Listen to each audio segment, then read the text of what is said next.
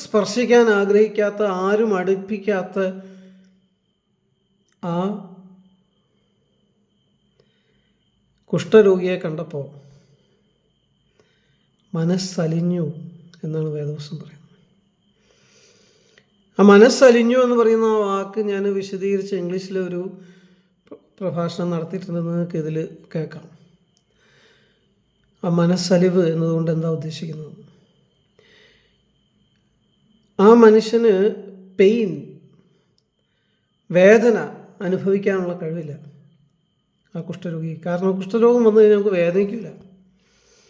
പക്ഷേ ആ ഭാഗങ്ങൾ, ശരീരത്തിലെ ചില ഭാഗങ്ങൾ മരിച്ച് അതിൽ ദ്രവത്വം വരും.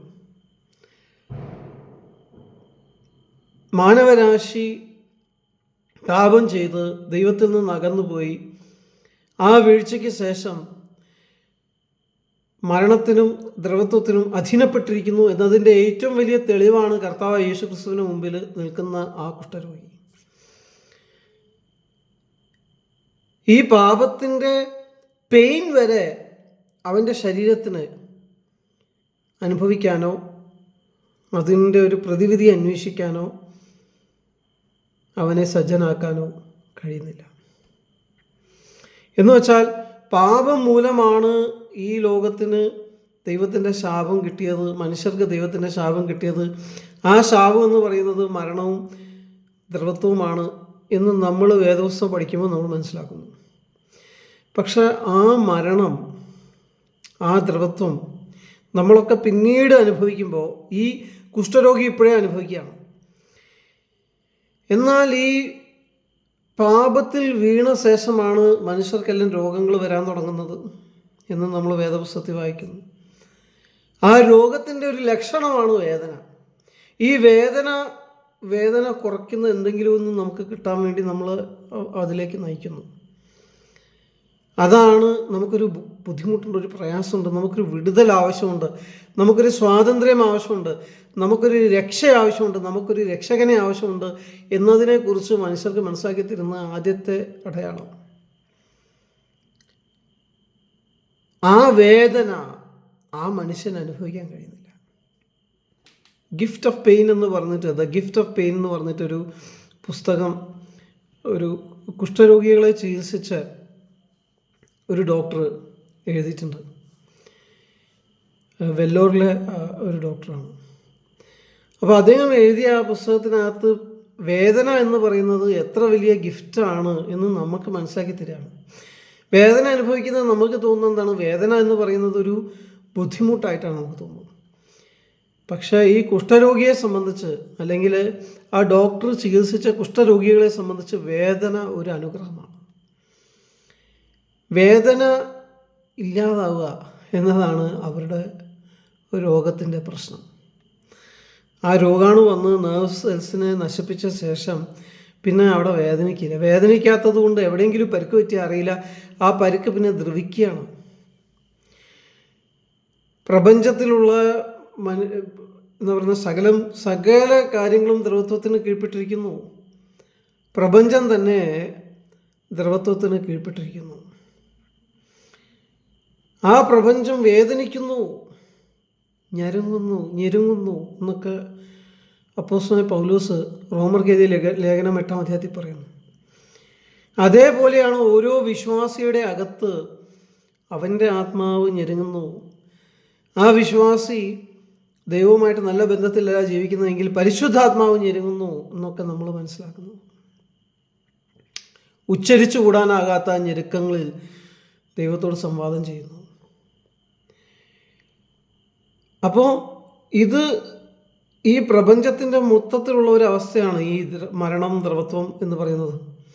ഇതിൻ്റെ അടയാളങ്ങളാണ് നമുക്ക് അവിടെ ഇവിടെയൊക്കെ കാണാനായിട്ട് സാധിക്കുന്നത്. ഇൻജസ്റ്റിസസ്, ആ ഇൻജസ്റ്റിസിനെതിരെ നമ്മൾ ഓരോ കാര്യങ്ങൾ ചെയ്യുകയാണ് ഈ ഇൻജസ്റ്റിസിനെ ഇല്ലാതാക്കാൻ വേണ്ടി. പക്ഷേ കർത്താവായ യേശു ക്രിസ്തുവാണ് അതിന് ശാശ്വതമായ പരിഹാരം വരുത്തിയിരിക്കുന്നത്. ആ ശാശ്വതമായ പരിഹാരം വരുത്തിയ കർത്താവ് ഈ കുഷ്ഠരോഗിയെ കാണുമ്പോൾ ആ പ്രപഞ്ചത്തിൻ്റെ അവസ്ഥയാണ് കാണുന്നത്. കർത്താവ് എങ്ങനെയാണ് ആ കുഷ്ഠരോഗിയെ കാണുന്നത്, അതേപോലെയാണ് കർത്താവ് ഈ മുഴുവൻ പ്രപഞ്ചത്തെയും കാണുന്നത്. പാപം മൂലം, ശാപം മൂലം മരണത്തിനും ദ്രവത്വത്തിനും കീഴ്പ്പെട്ടിട്ട് എന്താണ് പ്രശ്നമെന്ന് പോലും മനസ്സിലാക്കാൻ കഴിയാത്ത ഒരവസ്ഥയിലായിരിക്കുന്ന അവൻ്റെ സൃഷ്ടി. അതിനോട് കർത്താവിന് തോന്നിയ കാര്യമാണ് മനസ്സലിവ്. ആ മനസ്സലിവ് എന്ന് പറഞ്ഞാൽ വയറിൽ നിന്ന് എന്തോ ഒന്ന് ഇങ്ങനെ എല്ലാം കൂടെ ഇളകി എന്തോ വരുന്നത് മാതിരിയുള്ള ഒരു തോന്നലാണ്. സ്പ്ലാങ്നിസ്റ്റോമായി എന്നാണ് അതിനെ കുറിച്ച് ഗ്രീക്കിൽ മർക്കോസ് രേഖപ്പെടുത്തിയിരിക്കുന്നു. എന്തോ വയറിൻ്റെ ഉള്ളിൽ നിന്ന് അല്ലെങ്കിൽ ഏറ്റവും അകത്തു നിന്ന് വരുന്ന ഒരു ഇമോഷൻ, ഒരു ഫീലിംഗ്. അപ്പോൾ ദൈവം, സൃഷ്ടാവായ ദൈവം, സകലത്തെയും സൃഷ്ടിച്ച ദൈവം സകലം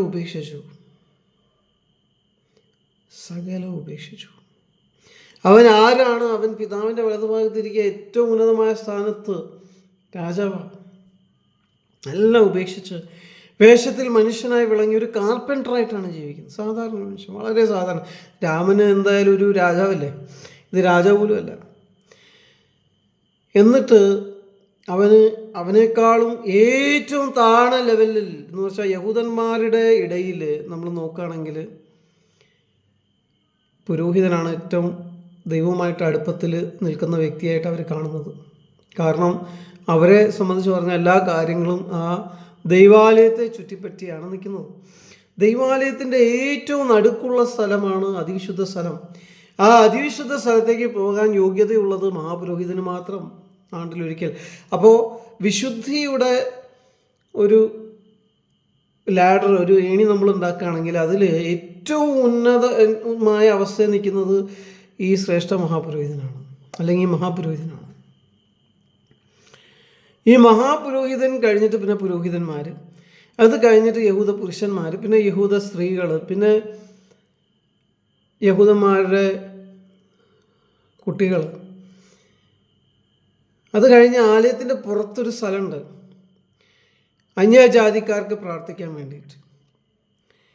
അതും കഴിഞ്ഞിട്ടാണ് ഈ ശാരീരികമായിട്ടുള്ള അംഗവൈകല്യമുള്ള ആളുകൾക്ക് വേണ്ടിയിട്ട് കൊടുത്തിരിക്കുന്ന സ്ഥലം. അന്ധന്മാർ, ബധിരന്മാർ, അവർക്കുള്ള സ്ഥലം. ഇതും കഴിഞ്ഞിട്ടാണ് കുഷ്ഠരോഗികൾ. അപ്പോൾ ഏറ്റവും ആലയത്തിൽ നിന്ന്, ദൈവത്തിൽ നിന്ന്